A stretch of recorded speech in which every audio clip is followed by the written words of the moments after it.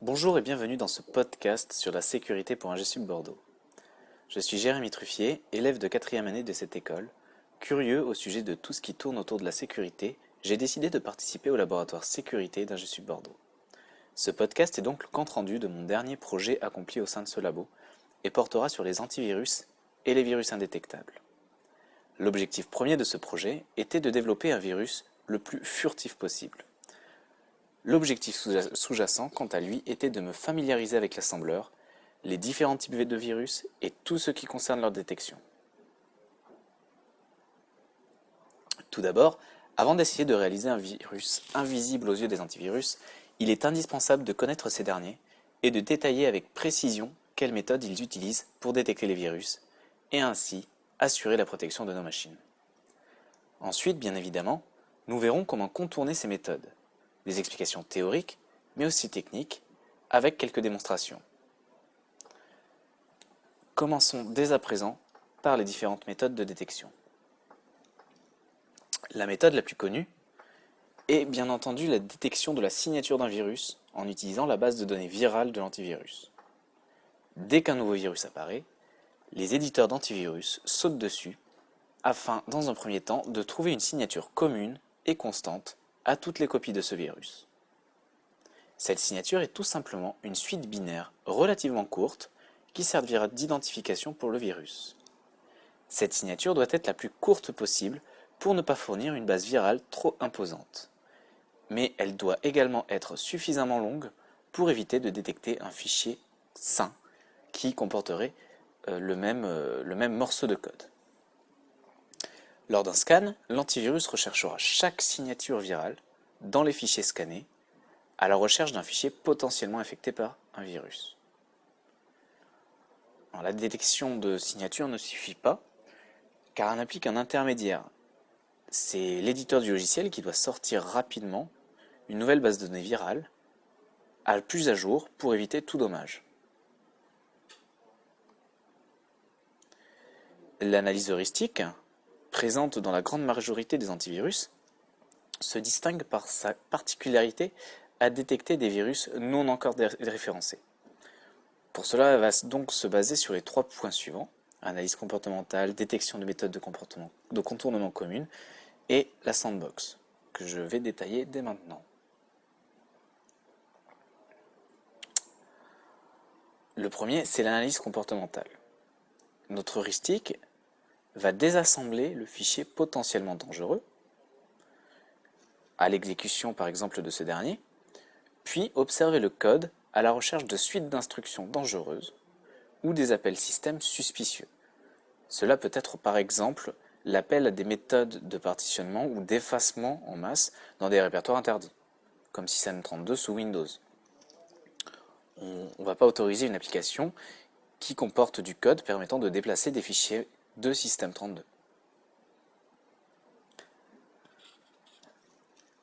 Alors, avant de vous introduire le second point de l'analyse heuristique d'un antivirus, il faut que je vous détaille un peu la structure d'un fichier PE, c'est-à-dire un fichier portable exécutable, les fichiers exe tout simplement de Windows, comment ils sont constitués.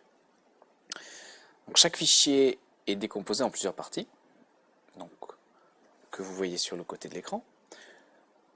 Au tout départ, la première chose lue lors de l'exécution d'un fichier est le DOS-MZ-header dans le cas où l'exécutable est exécuté sous MS-DOS. Donc cet header, il sert uniquement à afficher un message d'erreur s'il est exécuté avec MS-DOS, pour dire que ce programme n'est pas compatible. Donc on garde les exécutables sous Windows gardent une rétrocompatibilité quand même avec MS-DOS. Le file header, quant à lui, contient le point d'entrée du programme. Le point d'entrée d'un programme, c'est à partir d'où dans le fichier on va commencer à lire et à exécuter tout le corps du programme. Ce file header va également faire la liaison avec la section table et y charger des informations, des attributs. Cette section table que nous retrouvons juste en dessous, elle liste les différentes informations sur les sections du fichier. Leur taille, leur emplacement par exemple. Et ces sections Donc on a par exemple data. Notre fichier va être subdivisé en plusieurs sections. Donc par exemple data, ça va servir à initialiser des variables. La section texte va contenir le corps du programme avec un point d'entrée. Les virus, aussi diversifiés soient-ils, sont dits infectieux. C'est-à-dire qu'ils peuvent infecter des fichiers sains du système. Il y a 4 types d'infections souvent utilisées. Il y en a d'autres, mais elles ne sont plus ou peu utilisées, donc je vais juste détailler ces 4-là. Donc nous avons déjà l'appender. Le virus va ajouter une dernière section au portable exécutable et faire pointer le point d'entrée dans cette section. Une fois l'exécution de cette section terminée, on renverra vers le point d'entrée original et le programme continuera son exécution normale. Nous avons les cavity virus. Donc dans chaque section, il y a souvent des espaces vides. Ces espaces vides sont tout de même représentés dans la taille du fichier. Donc, il est ainsi possible de découper notre virus en grand nombre de parties et d'insérer ces parties dans les espaces vides, en rajoutant une instruction jump permettant de sauter à la partie suivante. Ces virus ont l'avantage de ne pas modifier la taille du fichier original et peuvent donc éviter d'être détectés manuellement. Alors, en troisième type d'infection de virus, nous allons trouver l'overwriter. Alors l'overwriter, il est complètement destructif. On va écraser chaque section. Le code viral s'exécutera donc en lieu et place de l'application initiale. L'application initiale, quant à elle, est totalement perdue. Et un programme infecté par ce virus ne fonctionnera tout simplement plus. Tout ce qu'il fera, c'est exécuter le virus. Alors, nous avons enfin le prepender. Alors, le prepender, c'est comme l'appender, sauf qu'ici, une section est ajoutée juste avant les autres. Alors, bien entendu, comme je vous le disais tout à l'heure, cette liste n'est pas exhaustive. Le monde du hack est un domaine informatique qui évolue très rapidement et de nouvelles méthodes viennent et s'en vont. Il y en a également qui ne sont jamais dévoilées. Donc, voilà. Alors, cette conception de fichier, donc cette architecture de fichier, est régie par certaines règles. Donc, ces règles peuvent être utilisées pour détecter des incohérences. Donc, dans l'entête, on va trouver la taille complète du fichier, non altérée. Donc, si la taille du fichier non altérée ou le nombre de lignes contenues dans le fichier ne correspond pas avec la vraie valeur, la valeur actuelle, ça veut dire que un virus ou un autre programme a modifié notre programme. Et donc, on va interdire l'exécution de ce programme-là, de cet exécutable-là. Donc, certains antivirus modifient aussi le PE File Leader pour faire pointer vers une entête en fin de fichier. Donc là, il y a sûrement un problème, donc on ne va pas non plus exécuter le fichier. On va aussi rechercher des routines d'obfuscation, mais je vous en parlerai mieux tout à l'heure, utilisées par beaucoup de virus, qui permettent de masquer le virus aux yeux des antivirus. On va partir à la recherche d'instructions inutiles. S'il y a beaucoup d'instructions inutiles dans un programme, par exemple, on fait des boucles qui ne servent à rien, on rajoute des conditions qui ne servent à rien. Si elles sont trop nombreuses, ça pourrait signifier qu'un fichier est corrompu. C'est pas normal. Donc, on va aussi mettre un avertissement à l'utilisateur pour dire que ce fichier est potentiellement viral ou potentiellement sain. S'il est potentiellement viral, bien entendu, on va bloquer le programme et demander une autorisation à l'utilisateur.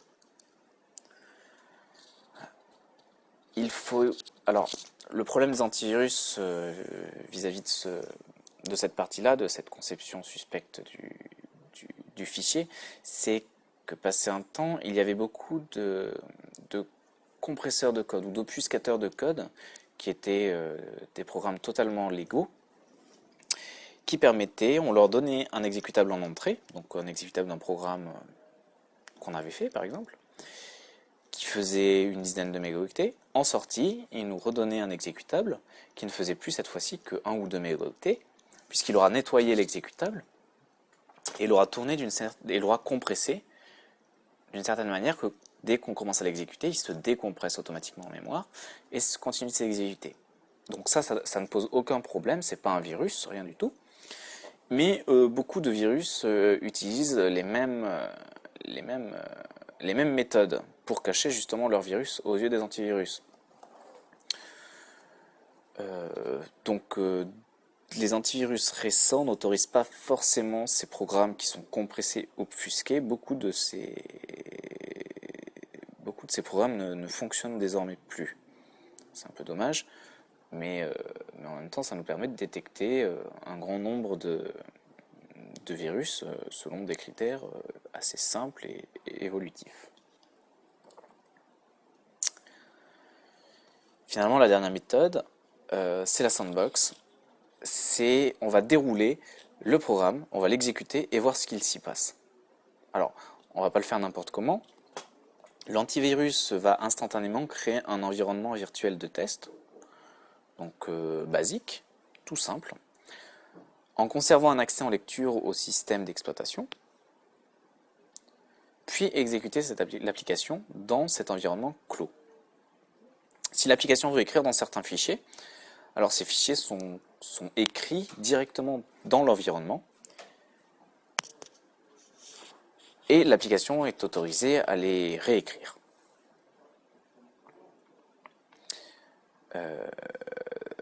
Les fichiers qui sont écrits de cette manière dans l'environnement clos ne peuvent donc infecter l'environnement sain qui n'est accessible qu'en lecture depuis cet environnement clos. Bon, il y a plusieurs modes de fonctionnement de Sandbox. Là, c'est un des modes de fonctionnement. Une fois l'exécution de l'application terminée, ou alors au bout d'un certain laps de temps, parce qu'il faut éviter de monopoliser toutes les ressources système, l'antivirus va comparer l'environnement utilisé avec un nouvel environnement sain. Il est donc à même de détecter des modifications suspectes effectuées sur des fichiers. C'est la fin de ce premier podcast concernant les virus indétectables. Dans le suivant, nous entrerons dans le vif du sujet et nous verrons les différentes façons d'échapper à la vigilance des antivirus. À bientôt.